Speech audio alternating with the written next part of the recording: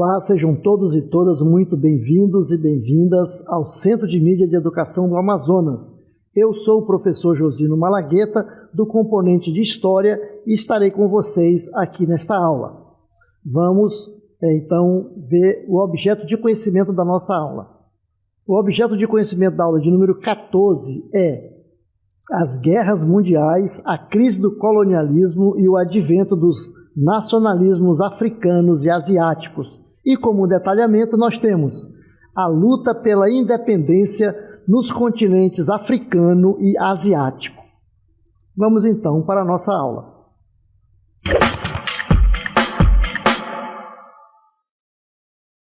E para iniciarmos, vamos então começar definindo ou falando ou trazendo aqui para o contexto o que é o neocolonialismo, né? Nós vamos falar de neocolonialismo, a exploração da África e da Ásia. Então, o que é o neocolonialismo? Essa palavra, né, neo, significa neo, esse prefixo neo, ele tem o significado de novo, né, de algo que vai acontecer de novo, né, que já aconteceu uma época e está acontecendo novamente. Então, o neo aí é como sentido de novo, né, de moderno. Então, aí o neocolonialismo é um colonialismo que foi aplicado no período moderno. Vamos lá então, o neocolonialismo, também conhecido pelo nome de imperialismo, foi um período de expansão territorial e econômica das potências europeias, especialmente nos continentes africano e asiático, né, no século XIX e no início do século XX, em que os países europeus industrializados, né, vendo que o território europeu estava pequeno, entre aspas, para o seu desenvolvimento, buscaram novos espaços para os seus produtos, né, para os seus produtos industrializados e também para a compra de matéria-prima, não é isso? Então vamos lá, vamos continuar? Então vejam, este processo buscava a obtenção de matérias-primas, né, e mercados consumidores para os países industrializados, resultando em dominação política, econômica, cultural dos povos colonizados. Que povos colonizados eram esses? Os povos do continente africano e do continente asiático. Então, essa nova colonização, uma nova colonização que se dá aí no período moderno, certo? Muito bem. E aí, esses países, né, que compunham a Europa, essas grandes potências econômicas aí, a Inglaterra, a França, a Alemanha, Portugal, eles vão então pegar e vão dividir ou vão partilhar entre eles a África. Essas imagens que estão aqui do nosso lado, né, elas representam isso, olha aí, né? Os caras estão repartindo, estão dividindo ali o continente entre eles, né? Como se eles pudessem fazer isso e fizeram, né? Então, como se esses territórios não tivesse ninguém morando, não tivesse ninguém vivendo aí, eles chegam e dominam, né? Então, o que nós vamos ver agora é a partilha, né? A Europa partilha os continentes africano e asiático, não é isso? Muito bem. Como é que se dá esse processo? Como é que eles vão, então, dividir entre eles o continente africano e o continente asiático? A principal razão que levou à partilha da Ásia e da África entre as potências europeias foi o imperialismo, né? Essa onda, né, de dominação de outros territórios para impor aí o seu poderio, né? Então, no sentido de imperialismo, impulsionado pela busca por matérias-primas, porque aqueles países que estavam se industrializando ou estavam industrializados necessitavam de matérias-primas, né, para a sua indústria, mas também eles necessitavam de mercados consumidores.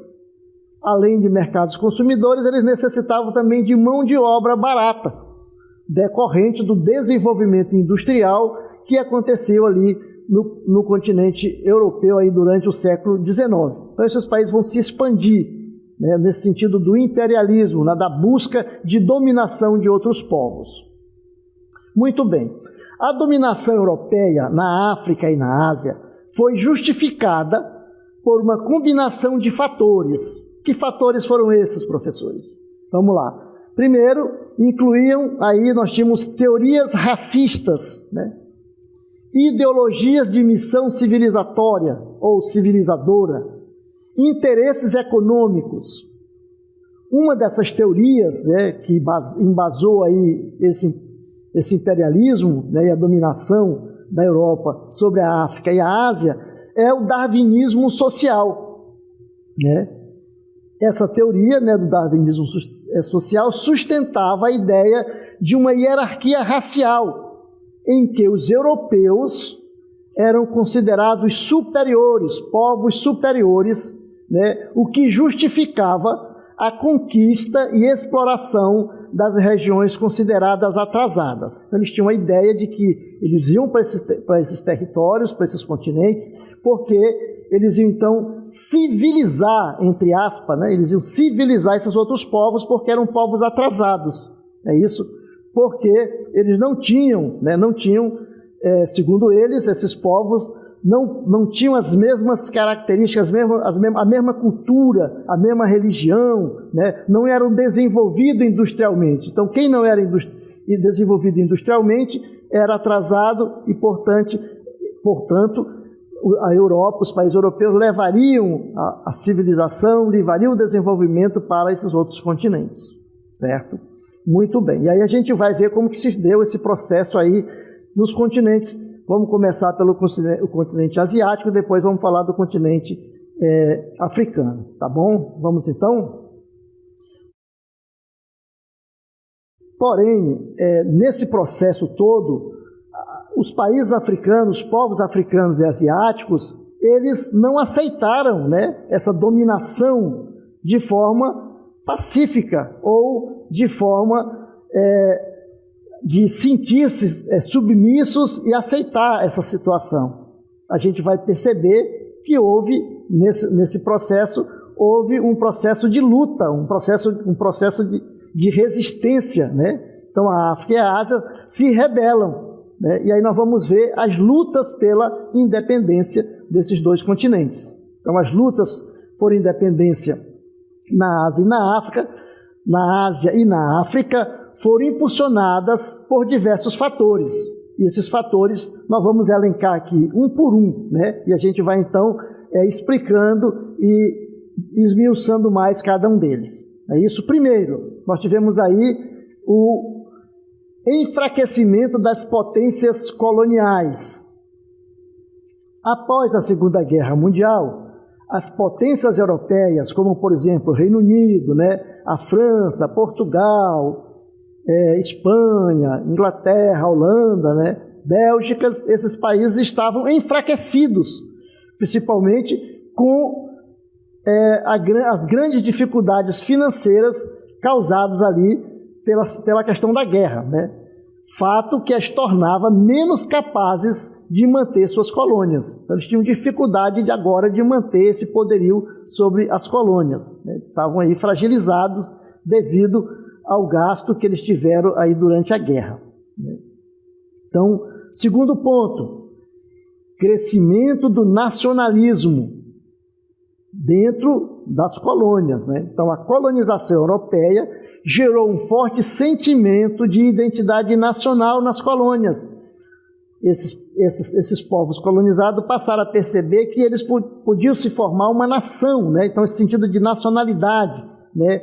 De identidade nacional, né? E isso fez brotar, né, nesses países vários movimentos de resistência e luta pela independência contra o domínio estrangeiro. Então, eles não deixaram a coisa ali de graça, né? Não deixaram a dominação vir e ficar calado. O pessoal não ficou ali aceitando a dominação, como muitas vezes é passado pela historiografia, né? Porque a história muitas vezes é contada pela ótica do dominador, do colonizador, né? Mas aí esses povos, eles foram, esse sentimento, esse crescimento de nacionalismo dentro das nações foi crescendo. Então o crescimento do nacionalismo também gerou esse processo de resistência e luta.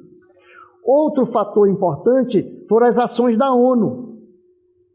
A ONU, ela desempenhou um papel importante ao promover a autodeterminação dos povos e condenar o colonialismo, incentivando os movimentos de independência.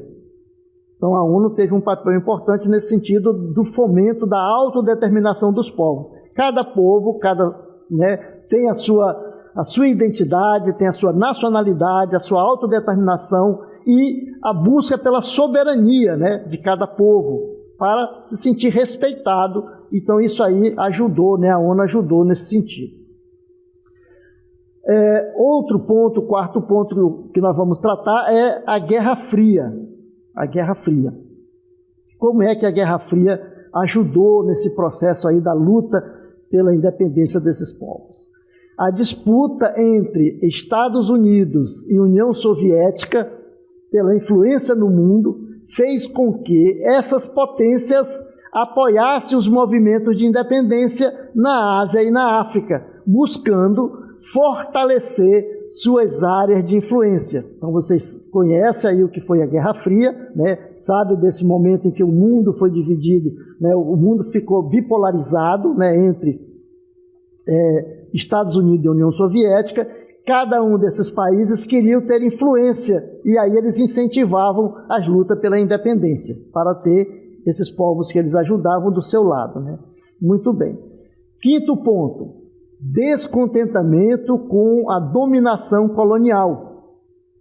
A população das colônias era submetida a leis e sistemas políticos impostos pelas potências coloniais, gerando insatisfação e resistência. Então, o povo que vivia ali estava cansado, de sofrer ali essa submissão de imposto, de sistema político, de negação da sua cultura, e aí eles também vão, então, lutar para a sua independência.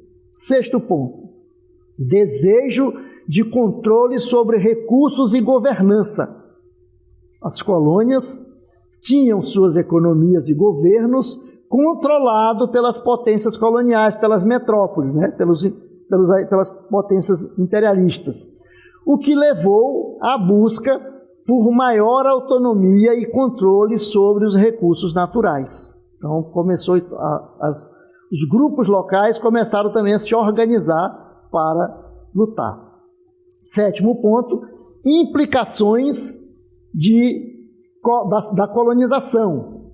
A colonização impôs fronteiras artificiais políticas de assimilação e aculturação e tentativa de suprimir as identidades culturais locais, gerando conflitos e resistência. Quando as potências dividiram os continentes, eles não levaram em consideração as etnias e os povos que habitavam aquela região. Então, muitas vezes, eles ficou no mesmo território povos arqui-inimigos, que viviam ali na região, que lutavam entre si durante muito tempo, certo? E aí aconteceu essa questão também, que é a questão da implicação da colonização. E oitavo, ideias pan-africanas. O pan-africanismo, que surgiu na década de 1920, propôs uma identidade comum aos africanos, unindo-os na luta contra o colonialismo europeu. Muito bem, certo? Então a gente vai aí, agora vamos falar sobre a descolonização da Ásia. Nós começamos ali falando da descolonização da África, agora vamos falar da Ásia. O Egito e o Iraque conquistaram suas independências em 1922 e 1932, ainda antes da Segunda Guerra Mundial. A luta pela independência do domínio colonial no continente asiático já se fazia presente na disputa política em diferentes momentos do século XX, como é o caso da Transjordânia, Palestina e Líbano, que se tornaram independentes na década de 1940. E aí, nós vamos trazer aí dois países aí da Ásia, que é a Índia e o Paquistão. Mahatma Gandhi e Jawaharlal Nehru, líderes hindus, intensificaram a luta pela independência indiana já na década de 1940. A marca de suas ações era a desobediência civil, ao contrário de outros movimentos de libertação nacional. Gandhi pregava a resistência através do não pagamento de impostos e do boicote aos produtos ingleses. Então, o Gandhi vai ter uma nova forma de luta por independência, que é a não violência. Apesar dos esforços ingleses para manter a dominação colonial, a Índia conquistou sua independência em 1947, mas ainda sem a criação de um Estado único. Foram criadas a República da Índia, majoritariamente hindu, e a República Muçulmana do Paquistão, país de maioria muçulmana. O conflito entre hindus e muçulmanos persistiu mesmo após a criação dos estados independentes, o que culminou com o assassinato de Gandhi em 1948. Muito bem, e aí nós vamos então falar da descolonização da África, a Conferência de Bandung. Em 1955, 29 países, 23 africanos e 6 asiáticos, reuniram-se na Indonésia, na cidade de Bandung, para deliberar qual seria a posição dos novos estados frente à nova ordem mundial, isto é, a Guerra Fria, aí o mundo bipolar, né, entre Estados Unidos e União Soviética. Os países presentes na conferência optaram, primeiro, pela política de não alinhamento automático a nenhuma das duas superpotências, e dois, afirmaram seu direito à autodeterminação e o repúdio a todas as formas de colonialismo. A Conferência de Bandung impulsionou os movimentos de independência no continente africano, certo? Nós vamos ver então aqui alguns casos de independência.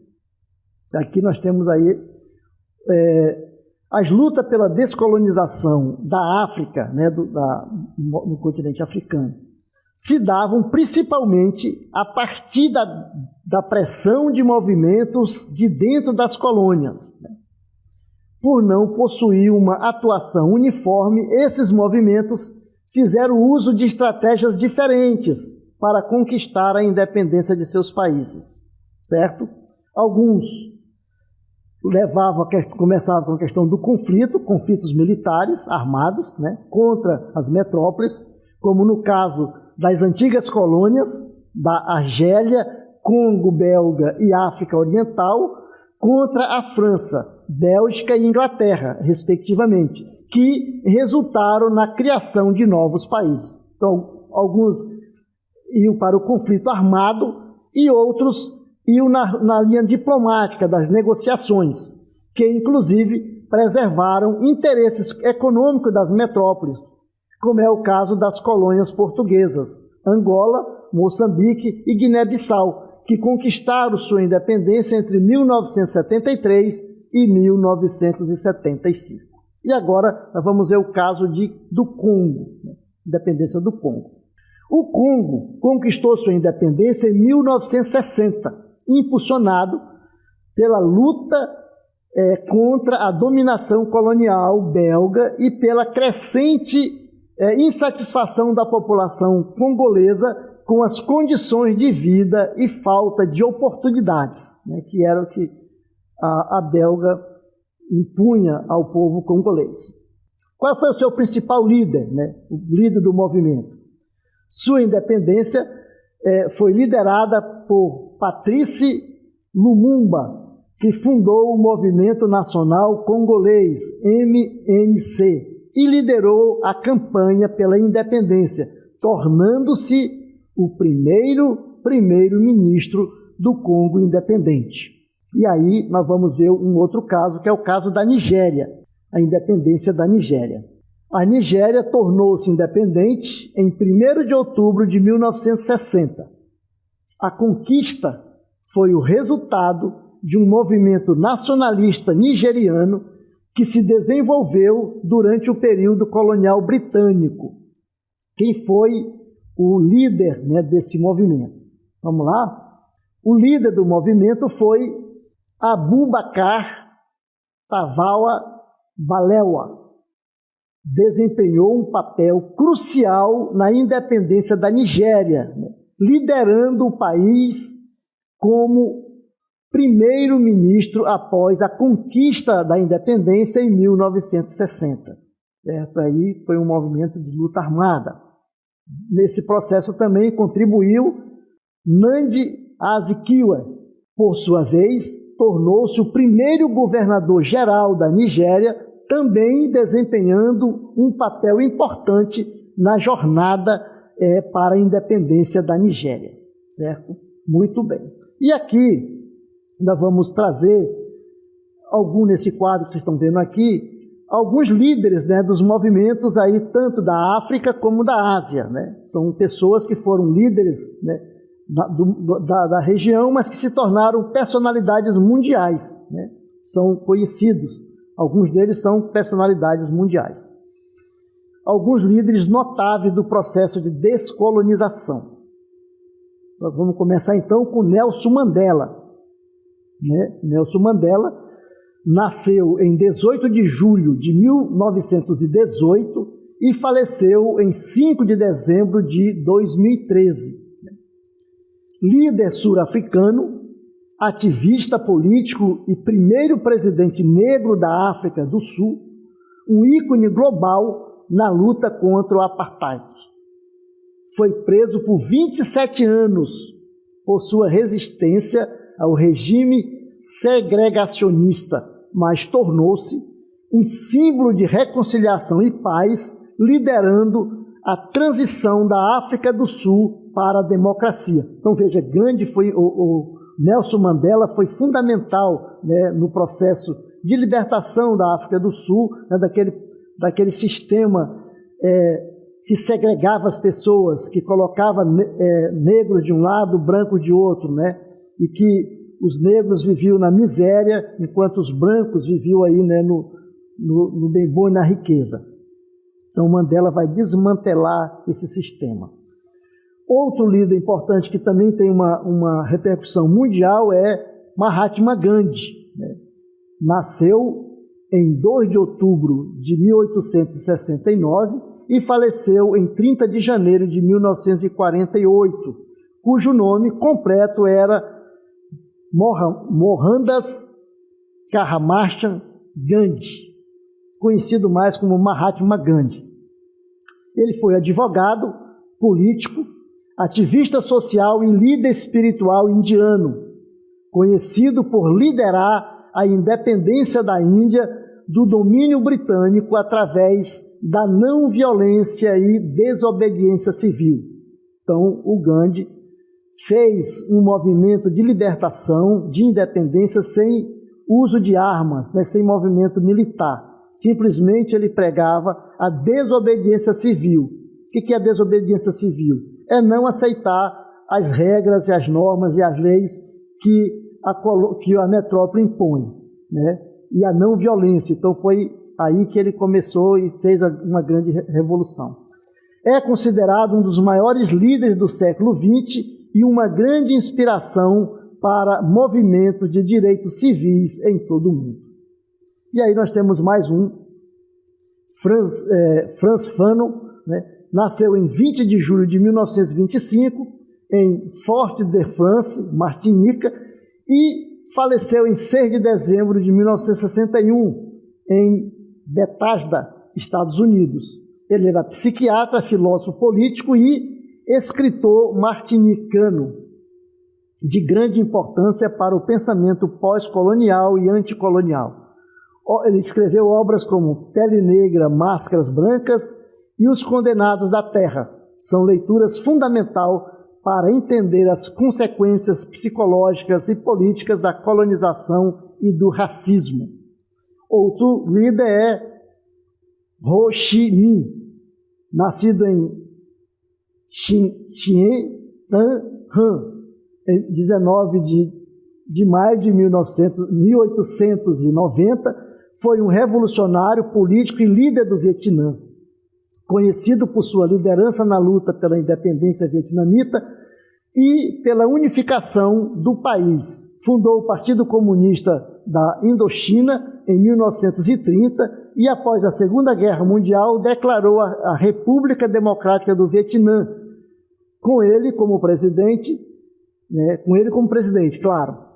Ho Chi Minh liderou as forças comunistas norte-vietnamitas durante a Guerra do Vietnã e se tornou um símbolo na luta do país contra o imperialismo e a colonização, sendo conhecido como Tio Ho. Muito bem. E aí a gente vai para as consequências, né, dessa colonização. Quais foram as consequências? Muito bem. As lutas por independência resultaram na descolonização da Ásia e da África com a criação de muitos povos, com muitos novos estados independentes. Então surgiram aí muitos estados, como a gente viu no continente africano, também no continente asiático. O processo de descolonização também gerou problemas, como conflitos, internos, crises econômicas e dificuldades de governança entre muitos países africanos e asiáticos. Porque, como já falei para vocês, nesse período, o que acontecia? Durante a partilha do continente, muitos povos que eram rivais entre si foram colocados no mesmo espaço. E aí, essas etnias, esses grupos étnicos, eles lutavam entre si pelo domínio do poder, pela hegemonia do poder. E isso gerou guerras civis intensas que perduram até hoje. No caso do Paquistão, com a Índia, tem ali um movimento de luta, porque os povos são povos que lutam entre si. E na África, a gente percebe muito mais essas lutas, porque no mesmo território se colocou povos de etnia diferente. Então, as consequências para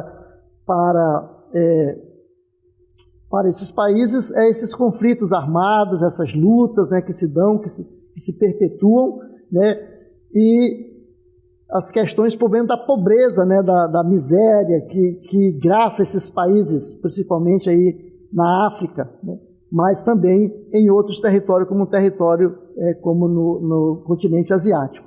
Então, a colonização, ela só trouxe prejuízo para os povos que habitavam essas regiões.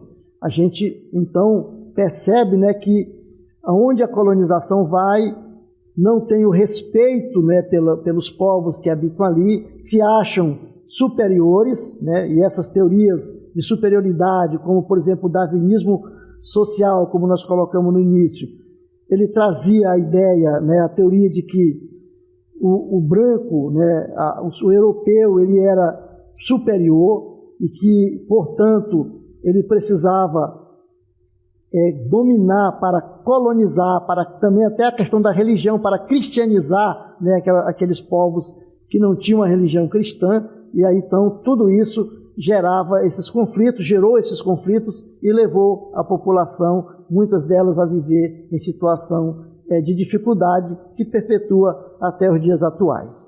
Muito bem, a gente fica por aqui e até uma próxima aula.